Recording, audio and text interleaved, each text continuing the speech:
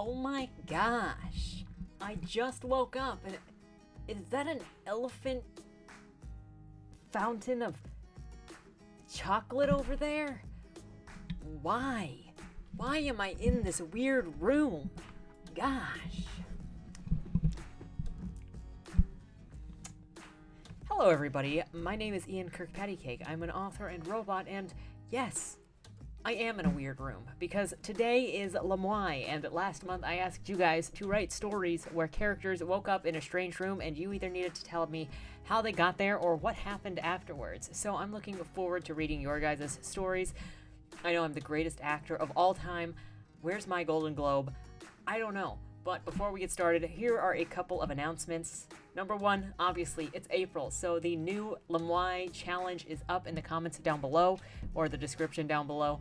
That's probably where it's actually at. So if you're interested in joining the fun, writing your story, having your story read, I think I'm actually getting better at reading stories.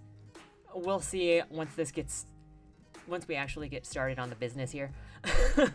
You could tell me if I do a completely crappy job. The other thing that I wanted to mention is we now have on the channel live read Friday night. We now have on the channel Friday night live reads, which until we finish the current book that we're reading together, it is the Friday night loin stream. Because everybody is so horny. They all want to bang the main character, and they're like all polygamous. It's not even marketed as a romance. They're all just so... Anyway, Friday night loin stream, where, you know, we read the book together, we comment as we go, we talk about craft, we talk about what's working, what's not working. We just kind of make fun. If it's appropriate, if we get a really good book, we'll talk about how amazing the book is. But this is the first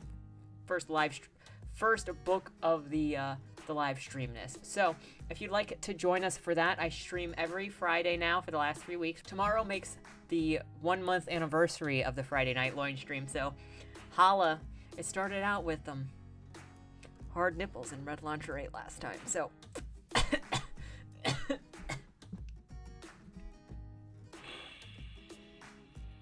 and ended with a knife against somebody's balls. So, you know, if you want to join the Friday night live stream, loin stream, join me over on Minds. That's where I post the link.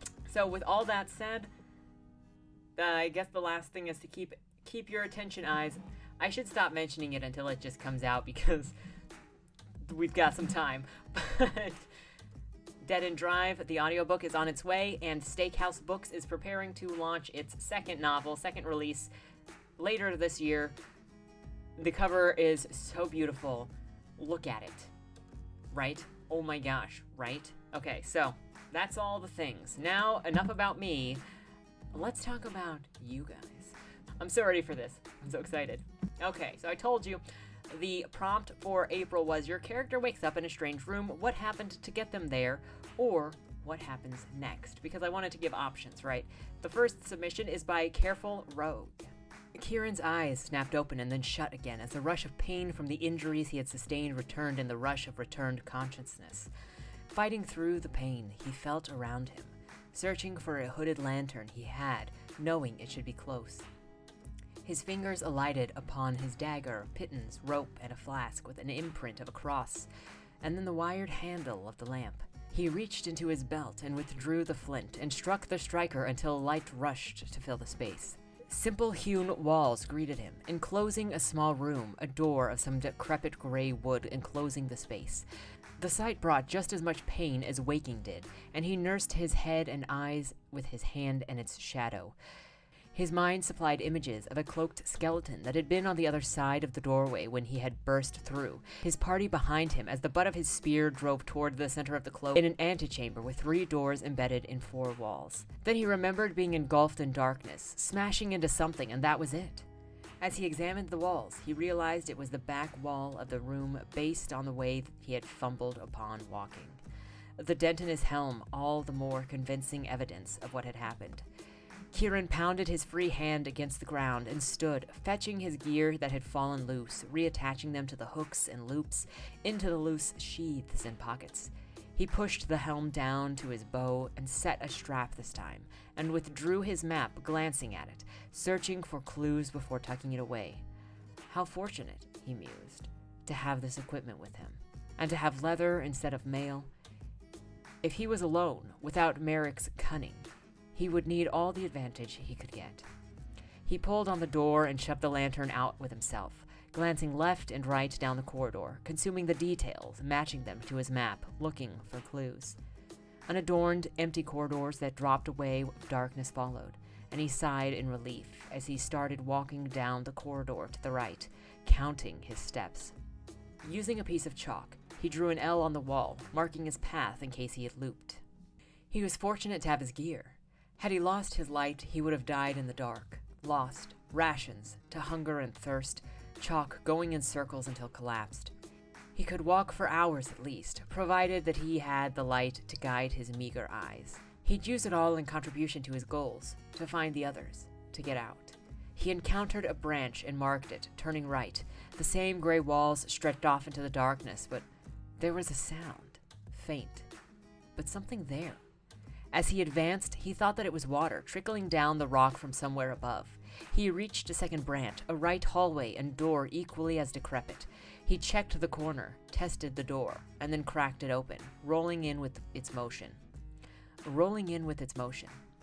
Empty. Empty save for 2 chairs and a table and a crack in a domed ceiling where water trickled down to a sconce, where it separated from the wall and fell into a puddle. The chairs weren't like the others that he had seen in the above levels, and not like the doors, stained a reddish brown, an expensive item to carry into the crypt. Just where was he? He marked the walls with a symbol as he left, heading down the hallway fortified with a glimmer of hope. He had a vague idea of where he was, of where he could go to head up, with a fallback point too. He walked on, carefully checking corners and doorways, clearing a path. Nothing sprang out to eat him, leaving a sense of dread, loneliness. He wondered if having enemies he could see, held off only by the lengths of his spear, would diminish the terror that lurked in the corners of his vision. He suspected not, though doubt questioned reason fruitlessly. Eventually he came to a set of stairs, after a winding path that had looped back on itself at least once. He looked up into the gloom, and took each step with care to be quiet. By his rough approximation, it was where he expected. His advance encountered nothing, and he sighed with relief when he reached the top, greeted with a great door of timber. He pushed. It didn't budge. He threw his shoulder into the door and felt it rebound against something solid. Instead, he pulled. The wood swung inward, and then he saw the difficulty. A slab of stone, hinged to the wall, ready to swing out. A leather-padded block of metal built in such a way as to quietly lock when given a good shove from the other side. A hidden door, and not one they had found yet, or had missed. He undid the lock, but held firm on the handle, creeping the door open, ready to pull it shut. His eyes aligned on the walls, at some scrawling on the walls. Relief found him, as the symbol of his party's cant were illuminated. They'd been here before. He slid the secret door shut, gulping as the lock clicked shut. He then began to trace his way back, tracing the chalk markings until the map clicked in place. He could get out alive this time. He'd then return to do it all again in the company of his friends. You know, I'm getting like major D&D vibes, but at the moment I also feel like everybody I know plays D&D actively right now. Not that there's anything wrong with that. I'm just like vibing on the other people coming up with D&D stories that I get to listen to and hear because they're adventurous, they're fun, they're interesting.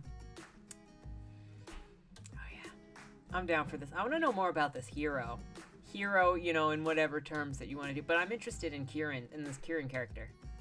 Like, who is he? What quest is he on? How did he get into this room? I want to know more about this guy.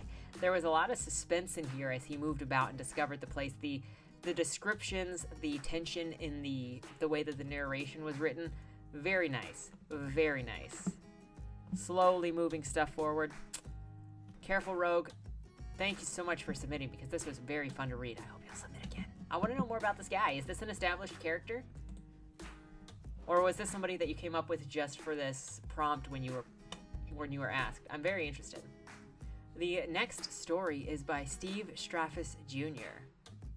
Now, I'm looking forward, I know this guy because we've talked a little bit. I'm looking forward to this because I know that he likes to do comedy and he likes to do lightheartedness, but he also is like the sarcastic type. So, you know, so let's get to this. Alice's body convulsed in throbbing pain as her eyes shot open. What the fuck is going on? She asked herself. She was lying on her stomach, head cocked to the side, arms haphazardly sprawled across the floor. Through the blur of waking eyes, she could just barely make out the lifeless body slumped over in the corner with its knees folded up, head hanging between them, another laying in a crumpled heap to her upper left, and yet another person lying face down directly in front of her, seemingly clinging to whatever life they had left, with loud and labored gasps. The door was thick and hot, an odor of death floating within it. Each desperate, painful breath Alice took was saturated with the taste of blood, sweat, and misery. She closed her eyes again, tightly, and tried to focus. Questions darted through her mind as she tried to remember where she was and why she hurt so much. Visions of terror attacks she saw on the news danced in her head. Was she a victim of an attack? Was she the target? Why is it so fucking quiet? What the hell is going on, goddammit? Alice opened her eyes once more. This time, she noticed a slender form standing over her, definitely female. She blinked rapidly in an effort to clear the gunk from her eyes and to avoid making any sudden movements. The woman looked down at her, gently touched her shoulder and whispered, "Good. Very, very good," before moving on to the next person that was laying in front of her, who now seemed to have stopped gasping for air. The disturbingly calm figure stopped over the body, looked down in an approving and sadistic way, and smiled at the now inert body before she walked off and out of Alice's sight. Suddenly, Alice remembered everything. Like a ton of bricks, it hit her, and it took every fiber of her being not to cry out. Alice knew that she had to do something now, or she may never get another chance. Agonizingly, she brought her arms to her side, pulled herself up onto her elbows, and crawled as close as she could to the lifeless body that lay in front of her. It was her best friend, Becca. Supporting herself on one elbow, she used her other arm to grab the hair on the back of Becca's head and lift. A string of drool momentarily connected Becca's face to the floor. As Alice lifted, the connection broke. The drool snapped and Becca winced as the cold bit of mouthwater whipped back and struck her in the cheek. She was still alive. Becca, hey Becca, Alice said, shaking her friend's head, hoping that she wasn't too far gone. As her eyes rolled from the back of her head to meet Alice's gaze, she felt a wave of relief. What the hell? Becca uttered as she came to. Alice, feeling increasingly more relieved that her friend was responsive, drew one more painful breath and asked, "Burgers?" Becca's eyes lit up. She pulled her head from Alice's grip and held herself up on her elbows as Alice did. "Yeah, fuck this yoga shit. I don't know what we were thinking. Let's bounce." And bounce they did. The end. What fun. You know, you had me going there for a second. I'm so used to blood and death on this channel from the submitters. We started out with blood and death, and then it turns out it's all just yoga. That's one of those stories when I got to the end, I'm like, you know, I'm glad I read that. Just having a nice little relatable moment. When I exercise, yoga days are like I enjoy doing, not yoga, but Pilates days they're really good for building strength, but they're also so miserable for how long you're in those freaking positions. I swear. Freaking swear. I freaking swear. It's okay, I just spit on my computer a little bit. Anyway, and the last story of the month is from R.S. Alessi. I swear I say people's names differently every time. I am so sorry. I always knew that it would end this way. The grogginess I feel when I open my eyes cannot be explained by poor sleep or nightmares, nor can the straps restraining my limbs. I allow myself a few seconds to wonder what I did to deserve this. Electrodes taped to my forehead and bare chest will tell my captors that I'm awake. I have time to assemble a defense, but I don't know what I've done, and being here means I'm past any help excuses could provide. I flex against my restraints. My muscles are sore from the not nightmare of a few hours earlier. Men breaking into my apartment, pinning me to my bed, and thrusting a chemical-scented rag up my nose. Remain calm. A calm, relaxed mind is my best defense. Mr. Peabody, how are you feeling?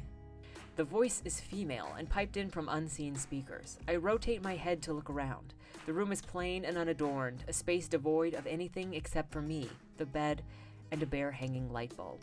The room's exit must be behind me. I feel fine. Thanks for asking. I suppose you know how this will go? You'll have to pardon me, it's my first time here. She chuckles. Okay, well, I ask the questions, and you answer them.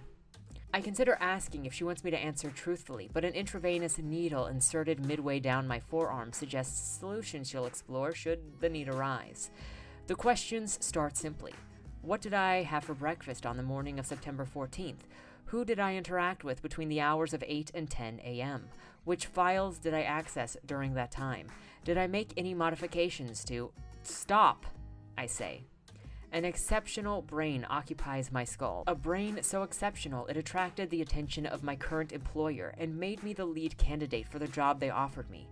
That exceptional brain is now tabulating and ranking all possible reasons for my capture and interrogation, the most obvious being that I unwittingly committed a crime, soon to be revealed, for which I will be fatally punished. The next contender, a rival corporation, has kidnapped me. Why are you asking these questions? You should have access to the digital records and surveillance footage. I ask the questions, Mr. Peabody, not you. My lips tighten. I shake my head. I'm not permitted to divulge classified information to unconfirmed parties. The woman does not answer, and silence settles over the room. I know what's coming. I command myself to remain calm. My racing heart does not obey. I'm afraid, Mr. Peabody, that we are at an impasse. The voice, male now, is considerably less friendly. You give us what we want, one way or another.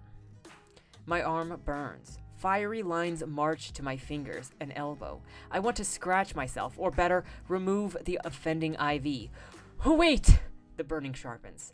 Can't you just... Oh, God. Acid courses through my veins. I'm half unconscious before it ends. I can't release the tension contorting my body, and I've soiled myself. Are you ready to answer the questions? A whimper escapes my throat. I'm a scientist, not a soldier. No one trained me to handle this. No, sir. You're an unconfirmed party. The pain begins again. I'm quite surprised it doesn't kill me. Let's try again, the voice says. Will you answer my questions? If only I knew why I was here. I could strategize. I could make the right choice. I have nothing, and silence is killing me. Or is it? Nah. I try to shake my head. Knotted muscles have rendered my neck to granite. I force my lips to form the words that will probably kill me. No. Silence settles again. Barely breathing, I wait. Behind me, a click, a door mechanism releasing, and whoosh, pressure equalizing. Tapping footsteps, dress shoes. A heavy blanket falls across my rigid body. It's heated and soft. Behind me, a voice says, Congratulations, Mr. Peabody. You've passed your loyalty test. Take the rest of the day off. Cool sedatives flow into my arm. The last thought to pass through my exceptional brain before I pass out. I need to find a better job. That's very interesting, very surprising. The set and the way that the setting was done in that piece was like really super good. All three of these pieces did really, really well at doing the setting, but they all did them in a different way.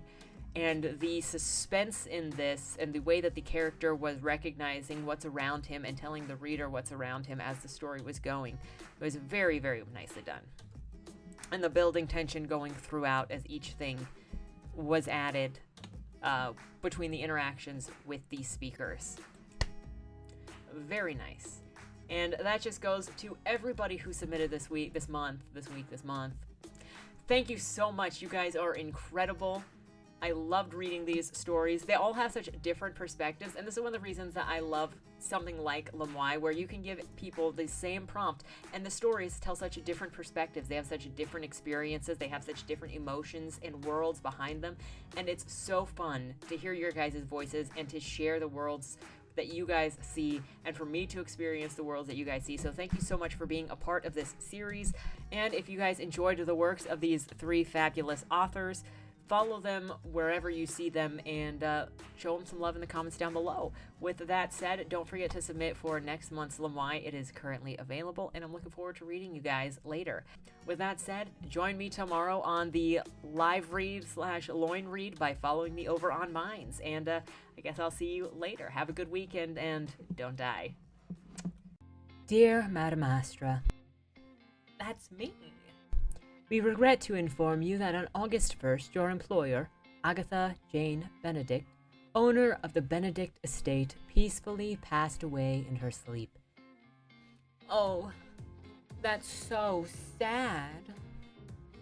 Wait. Let me try that again. Oh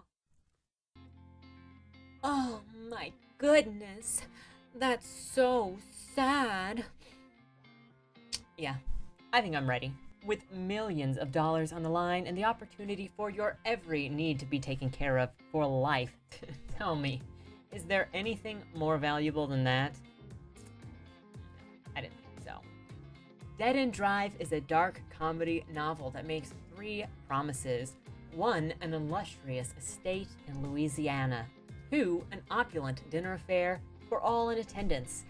And 3, and most importantly of all, lots and lots of competitive murder. So if you're looking for a cozy book to settle in with for the spooky season, I've only got one question for you. Will I see you at the will reading?